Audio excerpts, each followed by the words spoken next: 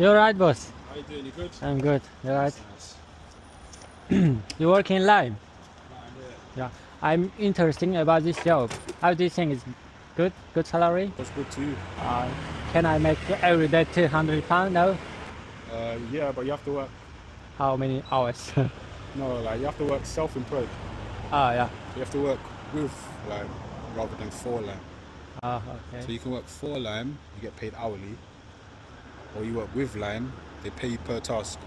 Okay. So one bag, say £2, 2 bags, Yeah. £4. And Or per hour if you Per work hour, for them. It's up to you. how much you make every day in lime? If not secret, of course. So a lot of guys, well, majority of people that do the moves, so these make about 1.5 a week, so 1,500 a week, but they got to pay for van, Okay. so maybe £1,000 a week. 5,000, yeah? 1,000. 1,000 per week. It's good, good. Yeah. Thanks so much, yeah, for information, bro. Take care.